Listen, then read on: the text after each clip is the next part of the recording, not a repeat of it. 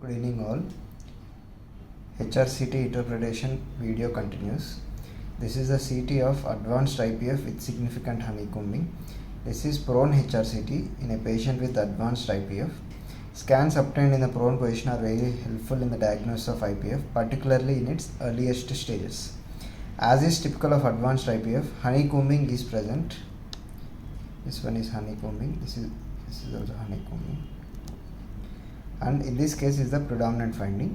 Involvement of the posterior lung basis and costophonic angles is typical. Posterior lung basis and costophonic angles is typical, as is predominance in the subpleural lung. Next comes IPF.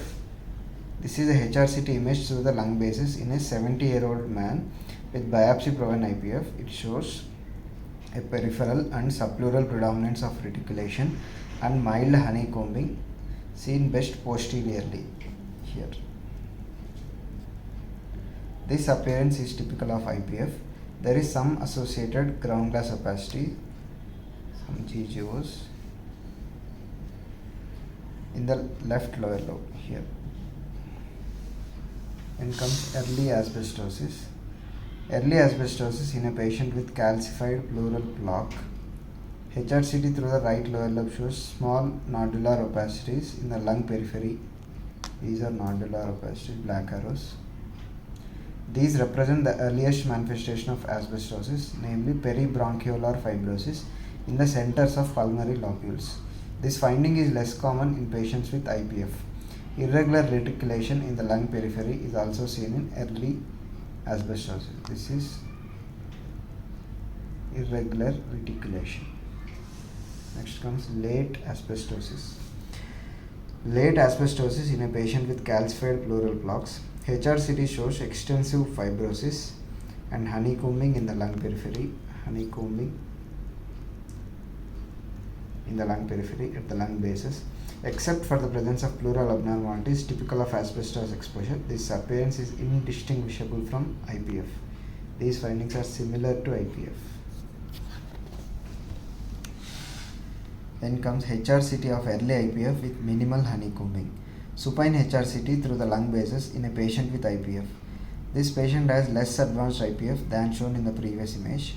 The predominant abnormalities include reticulation, traction bronchiectasis. The term traction bronchiectasis refers to bronchial dilatation resulting from lung fibrosis. Honeycombing in the subpleural lung is minimal in this patient. Honeycombing is minimal.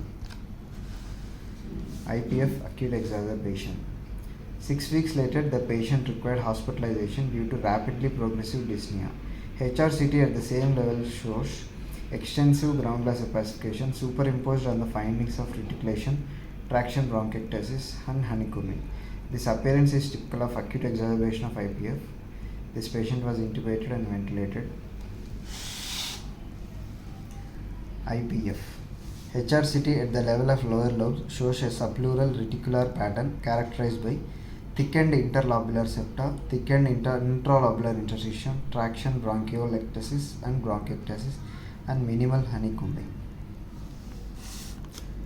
Then rheumatoid arthritis associated pulmonary fibrosis. HRCT at the level of lower lobes exhibits a coarse reticular pattern consisted of traction bronchiolectasis and bronchiectasis, thickening of the intralobular and peribronchovascular interstitium, ground glass opacities, and honeycombing. Then finally, aspiration pneumonitis. This is an image near the level of carina. It shows ill-defined nodular opacities, several mm in diameter, predomination in the posterior right lung. The nodules are centrilobular in location, as most peripheral nodules are centered about 5 mm from the pleural surface. And some of the opacities have a branching appearance, like shown here. This is from tree in bud and may be seen with pulmonary edema of various causes: hemorrhage, bronchopneumonia, hypersensitivity pneumonitis, follicular bronchiolitis, and other forms of small airways disease. Thank you.